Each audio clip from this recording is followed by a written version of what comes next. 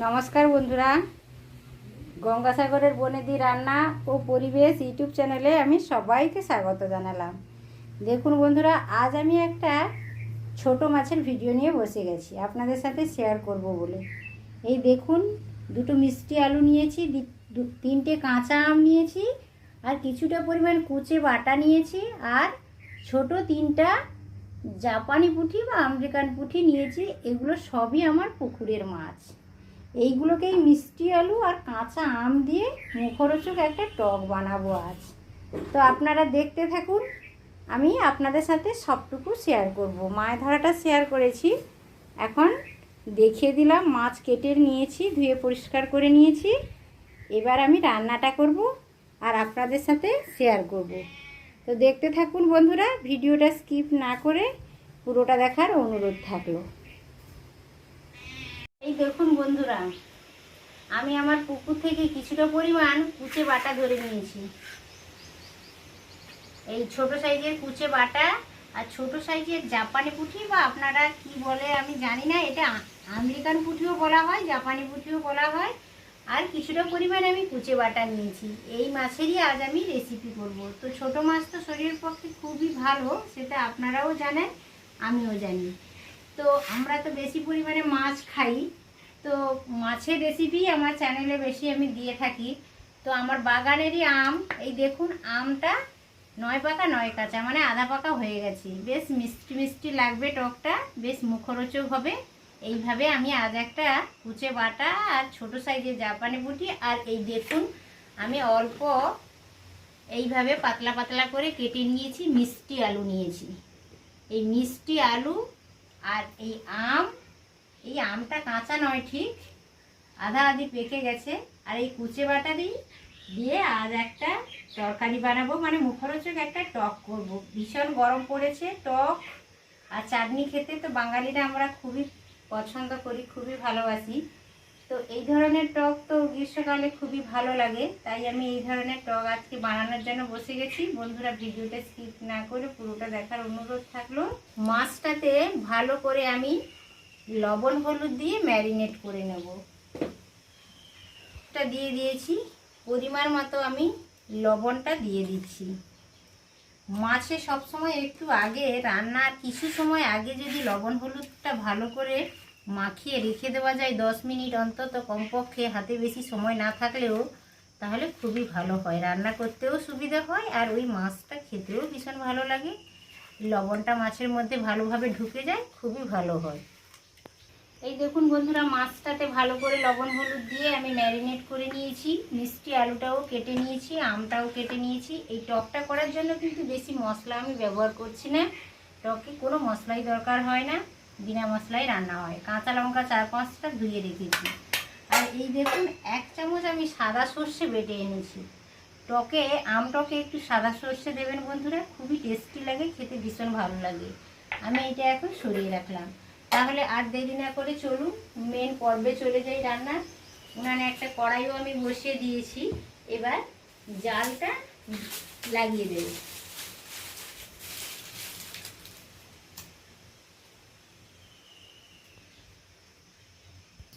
দেখুন বন্ধুরা, আমি মাছটা ভেজে নেওয়ার জন্য কড়াইতে কিছুটা পরিমাণ তেল দিয়ে দিয়েছি। এখন একটা খুন্তির সাহায্যে তেলটাকে পুরো কড়াইয়ের গায়ে আমি ছড়িয়ে নিচ্ছি।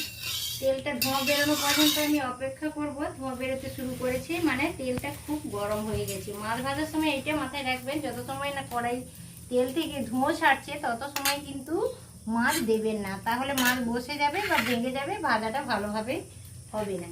তো আমি অল্প অল্প করে মাছগুলো ভেজে নেব। কিছুটা পরিমাণ মাছ আমি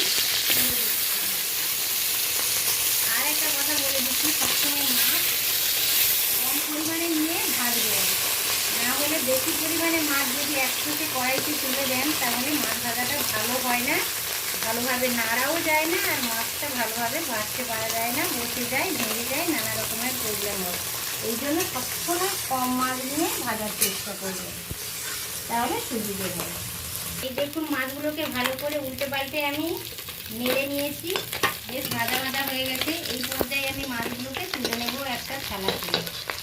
টকের মাছ একটু হালকাই ভাজতে হয় বন্ধুরা, তত ঝাল তরকারির মতো ঝাল বা ঝোলের মতো করে এতটা শক্ত করে মাছটা ভাজতে নিই। একটু নরম থাকলেই টকে মাছটা খেতে খুবই ভালো লাগে, টেস্টি লাগে। এই কুচে বাটার তো বিভিন্ন তরকারি হয়, কিন্তু আজ আমি আপনাদের সাথে টক বানিয়ে টকটা বানাচ্ছি আর সেটা আপনাদের সাথে শেয়ার করছি।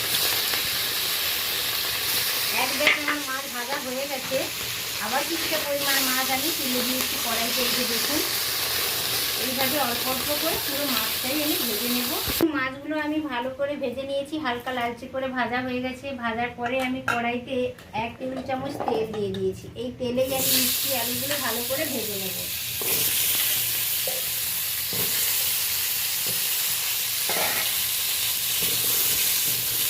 স্বাদ মতো লবণ হলুদ দিয়ে আমি মিষ্টি আলুগুলোকে 2-4 বার নেড়ে ভেজে নেব। এই দেখুন আমি অল্প তেল দিয়ে আর অল্প লবণ হলুদ দিয়ে আমি মিষ্টি আলুটা বেশ লালচে করে ভেজে নিয়েছি। এই পর্যায়ে আমি মিষ্টি আলুটা কড়াইয়ের একদিকে আমি একটু সরিয়ে রাখলাম। 1 টেবিল চামচ আমি তেল দিয়ে দিলাম। এই তেলেই আমি ফোড়নের জন্য 1 চামচ 5 ফোড়ন ব্যবহার করলাম। আর এরই সাথে আমি দেখুন ছোট সাইজের লঙ্কা দুটোকে ভেঙে দিয়ে দিলাম।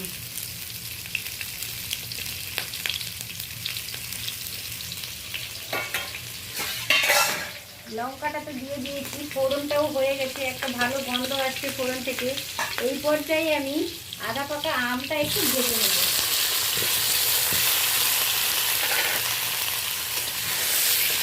মিষ্টি আলু আম একই সাথে ভালো করে একটু এবার নেড়ে নেব।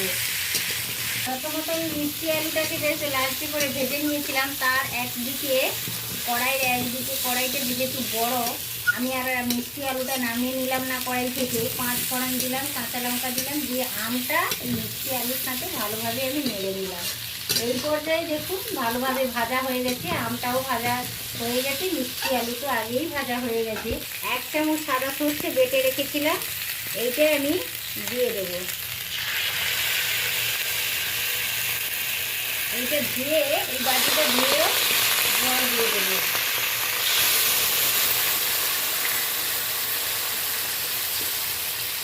পরিমাণ মতো আমি গরম জলটা তরকারিতে অ্যাড করে দিলাম। আপনারা আপনাদের মাছের পরিমাণ সবজির পরিমাণ অনুসারে জলটা দেবেন। আমি এতটা পরিমাণ জল দিয়ে দিয়েছি। এখন আমি অল্প হলুদ দিয়ে দেব, আধা চামচেরও কম একটু হলুদ দিয়ে দিলাম। হলুদটা দেওয়ার পরে এটা ভালো করে একটু নেড়ে নেব। এখন তরকারিটা আমি হালকা হাতে একবার নেড়ে চেড়ে নিলাম। এবার আমি ভেজে রাখা মাছগুলো অ্যাড করে দেব। তরকারিটা ভালোভাবে ফুটে গেছে, ভেজে রাখা মাছগুলো দিয়ে দিলাম। তো এই সময় আপনারা ট্রাই করে দেখবেন। এখন তো পুকুরে জল কম রয়েছে বা বাজারে কুচে বাটাও কিনতে পাওয়া যাচ্ছে, তো এই আর গাছে আম রয়েছে, আমের সিজনে এইভাবে আপনারাও টক করে খাবেন, খুবই ভালো লাগে। এই দেখুন তরকারিটা ভালোভাবে ফুটে গেছে। আমি মাছগুলোকে ধীরে ধীরে, মাছটা যাতে না ভেঙে যায় ওই জন্য একটু ধীরে ধীরে হালকা হাতে তরকারিটা ভালো করে নেড়ে নিচ্ছি। আমি যেহেতু আধা পাকা আম ব্যবহার করেছি টকে, ওই জন্য একটু গুলে দিচ্ছি। টকটা একটু আম থেকে টকটা বেরিয়ে যাবে, মাছের মধ্যে চলে যাবে, মিষ্টি আলুতে চলে যাবে। আমটা একটু গুলে নিলাম, আমটা একটু গুলে নিয়েছি। টকটা বেরিয়ে মাছের মধ্যেও যাবে, আলুর মধ্যেও যাবে। এই দেখুন আলুটাও ভালোভাবে সিদ্ধ হয়ে গেছে। টকটা প্রায় কমপ্লিট হয়ে এসেছে, অল্প একটু বাকি আছে। আর 5 মিনিট আমি টকটা একটু ফুটিয়ে নেব। এই দেখুন তরকারিটা প্রায় কমপ্লিটের পথে। এই পর্যায়ে বন্ধুরা আমি অল্প কাঁচা সরষের তেল দেবো টকে। কাঁচা সরষের তেল এইভাবে খুন্তির সাহায্যে নিয়ে যদি চতুর্দিকে একটু ছড়িয়ে দেওয়া হয়, তাহলে সরষের তেলের স্মেলটা টকে ভীষণ ভালো আসে আর খেতেও দুরন্ত লাগে। তো এইভাবে আপনারাও ট্রাই করে দেখবেন বন্ধুরা। আর টকে একটু চিনি দিলে খুবই ভালো লাগে, মিষ্টি মিষ্টি লাগে। এই পর্যায়ে যদি একটু চিনি দেওয়া হয় টকের স্বাদটা অনেকটাই বেড়ে যায়।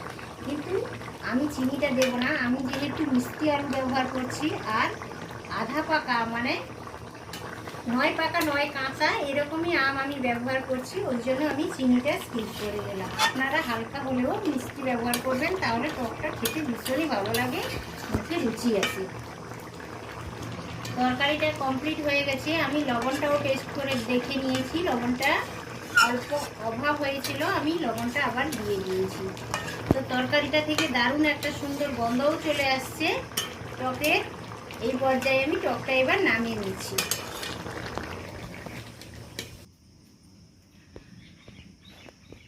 এই দেখুন বন্ধুরা, কুচে বাটা অল্প আমেরিকান পুঁটি, আমার পুকুরেরই সমস্ত মাছ ধরাটাও আমি আপনাদের সাথে শেয়ার করেছি, আর তরকারি রান্নাটাও আমি আপনাদের সাথে শেয়ার করলাম। রান্নাটা আমার কমপ্লিট হয়ে গেছে, একটা প্লেটে আমি ঢেলেও নিয়েছি। দেখুন টক থেকে একটা দারুণ স্মেল বেরিয়ে চলে আসছে। তো গরমে তো টক আর আচার বা চাটনি এই জাতীয় খাবার খুবই ভালো লাগে। তো আজ আমি কুচে বাটারই টক করলাম মিষ্টি আলু আর আধা পাকা আম দিয়ে। বন্ধুরা এইভাবে আপনারাও ট্রাই করে দেখবেন, আশা করি ভিডিওটা সকলেরই ভালো লেগেছে। ভালো লাগলে আমার চ্যানেলকে প্লিজ আমার চ্যানেলকে সাবস্ক্রাইব করবেন, আর একটি লাইক দেবেন, আর পরিচিতদের মধ্যে শেয়ার করতে ভুলবেন না। আজ তাহলে আসি বন্ধুরা, দেখা হচ্ছে পরের রান্নাতে অন্য কোনো রেসিপির সাথে। তত সময় আপনাদের সুস্থতা প্রার্থনা করছি। আজকের মতো টাটা, নমস্কার।